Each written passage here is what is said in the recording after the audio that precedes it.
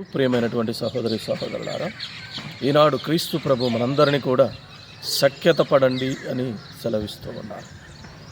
ఎవరితో మనం సఖ్యత పడాలి అంటే మన ఇరుగు పొరుగు వారితో, దేవునితోని మనం సఖ్యత పడాలి అని సెలవిస్తూ ఉన్నాం. అందుకే ఆయన అంటూ ఉన్నారు, ఈనాడు బలిపీఠ సన్నిధికి రాకముందే నీ పొరుగు వాడితో సఖ్యత పడాలి అంటూ ఉన్నా. న్యాయాధిపతి దగ్గరకు వెళ్ళకముందే అతనితో నీవు సఖ్యత పడుము అని చెప్పేసి అంటూ ఉన్నా. అంతేకాదు, నిద్రలోకి వెళ్ళకముందే నీ యొక్క శత్రువుతోని సఖ్యత పడి నిద్రించాలి అని చెప్పేసి అంటూ ఉన్నా. ఎందుకంటే ఎప్పుడైతే మనం సఖ్యత పడతామో ఆనందంగా ఉండగలుగుతాం. ఎప్పుడైతే మనం సఖ్యత పడమో విచారంతో ఉంటాం, చింతతోనే ఉంటూ ఉంటాం, బాధతో ఉంటూ ఉంటాం.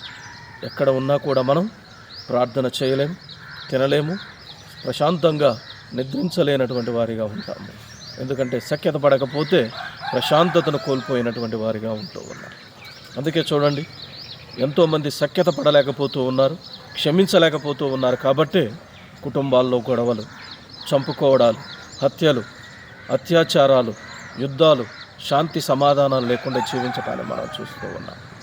కానీ తప్పైన కుమారుడు ఎప్పుడైతే తన తండ్రితోని సఖ్యత పడి ఉన్నాడో, దేవునితో సఖ్యత పడి ఉన్నాడో, ఆనందంతో సంతోషంతో విందులో పాల్గొన్నాడు అని చెప్పేసి అంటూ ఉన్నాడు.